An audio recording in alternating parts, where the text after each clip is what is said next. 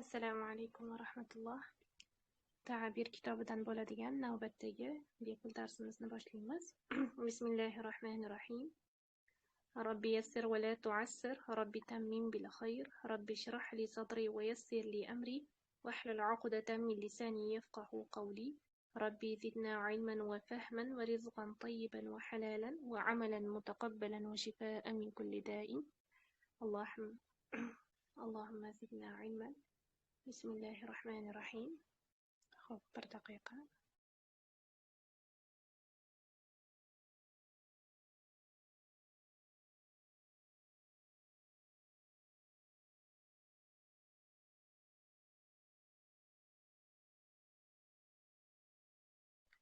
O'tgan darsda 4-mavzudagi ta'birlarni o'tgan ekanmiz.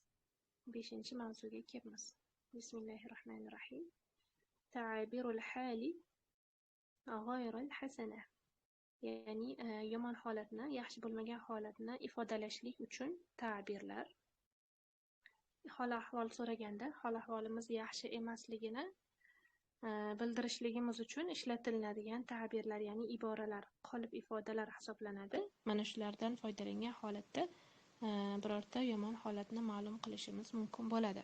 Birinchi ta'birda lastu ala ma yuram fa ana.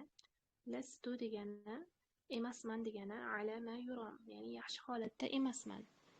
Fa ana, chunki men degani. Chunki men maridun, kasalman. Mana shu ta'birdan keyin oxirida tochka qo'yib qo'ygan joyiga pastidagi iboralardan, pastdagi so'zlardan birortasini keltirishimiz kerak bo'ladi. Oxiriga mana shu so'zlarni qo'ygan holatda ishlatamiz bu iborani. Men yaxshi emasman, yaxshi holatda emasman chunki deb turib sabablarni beramiz. Demak, birinchisi lastu ala ma yuram fa ana maridun. Men yaxshi emasman chunki men kasalman. Maridun kasal, bemor, betob degan edi.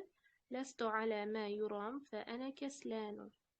Men yaxshi holatda emasman chunki men dangasaman. Kaslanu dangasa degani edi. Lastu ala ma yuram fa ana xoif. Yaxshi holatda emasman chunki men qo'rqqanman, ya'ni qo'rqqan holatdaman degan mazmunda xoif, qo'rquvchi, qo'rqqan degan ma'nodagi so'z hisoblanadi. Va mana shuni o'rniga boshqa so'zlarni qo'yib ham iborani davom ettirsak bo'ladi, ishlatsak bo'ladi. Keyingisi ikkinchi iboramiz ash'aru bi alamin fi. Ash'aru his qilyapman degani, bi alamin og'riqni degani, fi deb turib birorta a'zo nomini qo'yishligimiz kerak bo'ladi. Ash'aru bi alamin fi ra'si. Ra'si boshim degani, boshimda og'riqni his qilyapman. Ash'aru bi alamin fi ayni. Ayni ko'z degani, oxirida ya mening ma'nosini beradi. Ko'zimda og'riqni his qilyapman. Ash'aru bi alamin fi yadi. Yad qo'l degan edi. Qo'limda og'riqni his qilyapman. Demak, mana shu 3 ta nuqta oxiriga birorta a'zo nomlarini qo'ygan holatda ishlatsak bo'ladi. Masalan, ash'aru bi alamin fi rijli. Oyoqlarimda og'riqni his qilyapman. Ash'aru bi alamin fi batni. Qornimda og'riqni his qilyapman. Mana shu kabi og'riq his qilishlikni bildirishlik uchun ishlatiladigan ibora hisoblanadi.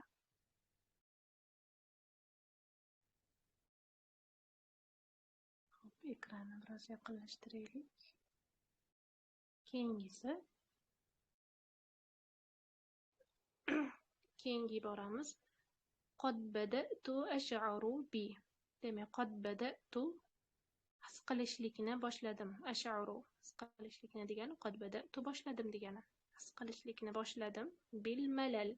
Malal degani malollanishlik, zerikishlik degani. Zerikishni his qilishni boshladim. Qad bada'tu ash'aru bit ta'ab. Ta'ab degani charchoq degani. Charchoqni his qilishlikni boshladim. Qad bada'tu ash'aru bil bard.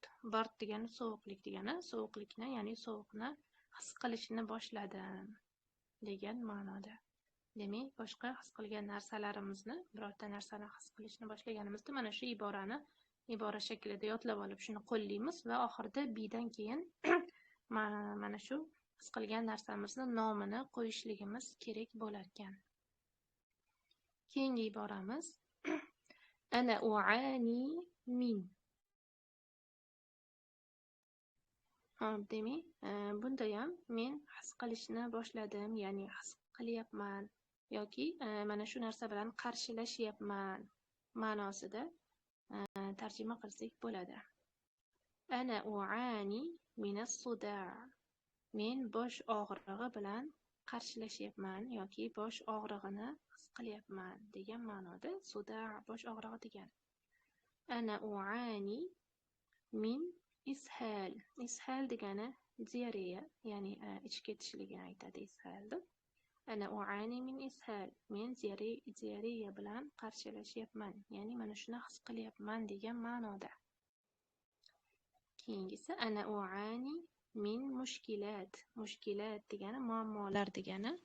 Men muammolarni his qilyapman, ya'ni his qilishni boshladim yoki muammolar bilan qarshilashyapman degan ma'noda tarjima qilamiz. Savollar bo'lsa, tushunmagan joyinglar bo'lsa so'rashinglar mumkin bemalol. Keyingi iboramizga o'tamiz.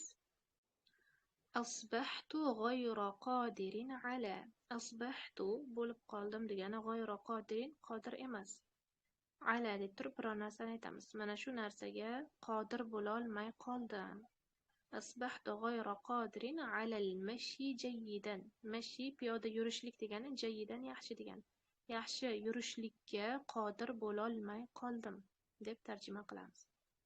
Asbahtu g'ayra qodirin ala al-amal.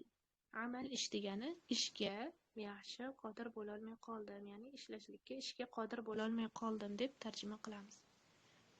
Keyingisi asbahtu g'ayra qodirin ala at-tafkir. Tafkir degani o'ylashlik, fikrlashlik, fikr yuritishlik degani. Fikr yuritishlikka yoki fikrlashlikka qodir bo'la olmay qoldim degan ma'noda tarjima qilamiz. Demak, biror narsani qila olmay qoldim, qodir bo'la olmay qoldim degan ibora ko'rinishda mana shuni ishlatamiz va nimaga qodir bo'la olmaganimiz oxirida ala harfidan keyin keltiramiz. Keyingi iboramiz ana mashg'ulun bi. Men mashg'ulman, ya'ni bandman. Muzakkarda muzkurud uchun mashg'ulun, muannasda ishlatmoqchi bo'lsak mashg'ulatun ko'rinishda keladi. Ana mashg'ulatun bil amal. Men ish bilan mashg'ulman, ya'ni bandman. Ana mashg'ulatun bid-dirasa. Men darslar bilan bandman. Ana mashg'ulatun bi ba'dil umuril xossa. Ba'di degani ba'zi degani, umur ishlar degani, xossa xos ya'ni shaxsiy degani.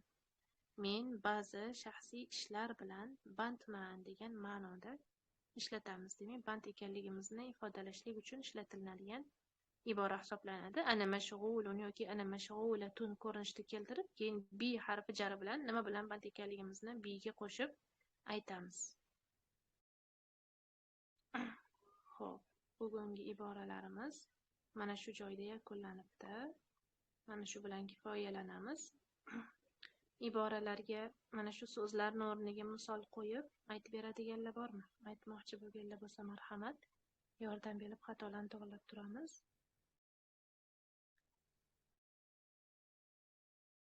Yoki savollaringlar bo'lsa so'rashliginglar mumkin.